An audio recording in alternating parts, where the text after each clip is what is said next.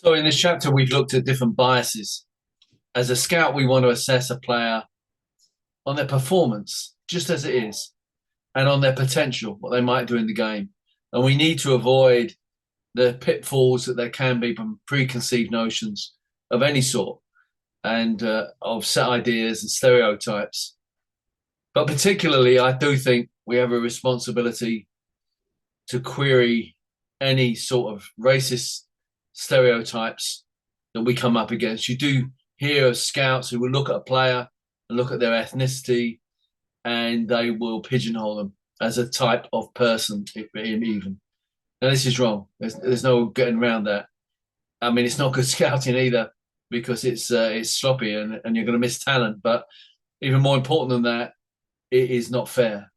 And we have to not just say, well, I'm not going to be racist. I'm not going to work with those stereotypes myself, or I'm going to be aware of them and fight against them. That's not enough these days. We have to call it out when we hear it from anybody. I think that's our responsibility. There is racism in football. Football is a part of society, so it would be strange given that there is racism in society if it wasn't in football, and there clearly is.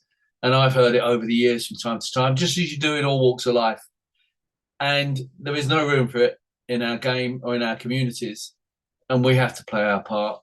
So I hope that if you read the article in Appendix 2 by Niaz Shazad from the City Football Group, a very powerful article that actually brings some facts to bear on the whole issue of the number of Asian players and black players in the game.